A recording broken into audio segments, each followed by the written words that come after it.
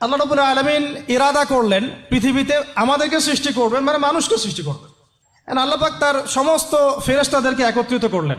ঘটনাটা কিন্তু খুব ইন্টারেস্টিং। তো আল্লাহ পাকের ভাষায় আমি যদি বলি, আল্লাহ রাব্বুল আলামিন বলছেন, বা'দা আউযু বিল্লাহি মিনাশ শাইতানির রাজীম, ওয়া ইয ক্বালা রাব্বুকা লিল মালাইকা ইন্নী জাইলুন ফিল আরদি খলিফা। হে নবী মুহাম্মদ সাল্লাল্লাহু আলাইহি ওয়াসাল্লাম, তুমি স্মরণ করো সেই সময়ের কথা যখন আল্লাহ তোমার রব সমস্ত ফেরেশতাদেরকে ডেকে বলেছিলেন যে ইন্নী জাইলুন ফিল আরদি খলিফা, আমি জমিনে মানে পৃথিবীতে আমার খলিফা পাঠাতে চাই। কি পাঠাতে চাই? আরো জোরে বলেন।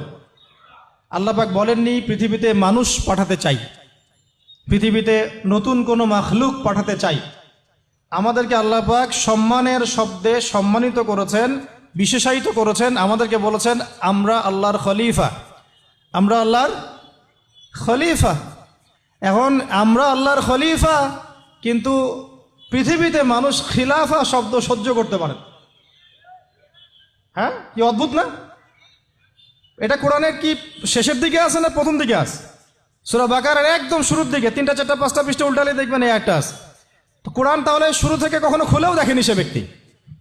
প্রমাণ হলো এটা যে খুলেও দেখে নাই, অথবা দেখলেও সে এড়িয়ে গেছে। আল্লাহ পাক আমাদেরকে বললেন যে পৃথিবীতে আমি আমার খলিফা পাঠাতে চাই।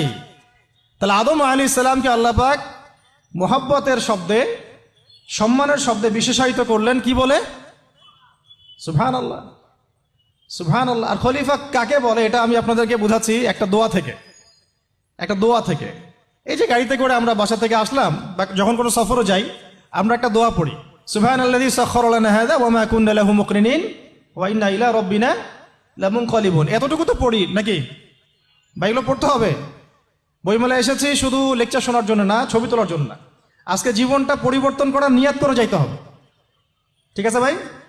তো দোয়াটা মুখস্থ করবেন। এই দোয়ার নিচে একটা অংশ আছে, আল্লাহুম্মা আনতা সাহিবু বিস সাফারি। আমার কথাটা শুনেন, খলিফার অর্থটা বুঝেন। অনেকে তো অনেকভাবে ব্যাখ্যা করে আর কি।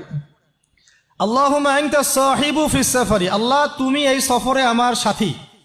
সফরে বের হওয়ার সময় দোয়া পড়ছি আমরা, আল্লাহুম্মা আনতা সাহিবু ফিস সাফারি, আল্লাহ তুমি এই সফরে আমার সাথী। ওয়াল খলিফাতু ফিল আহলি ওয়া মালি, আল্লাহ আমি তো বাসায় নাই, আমার বাসার আহাল মালের খলিফা হচ্ছে তুমি আল্লাহ।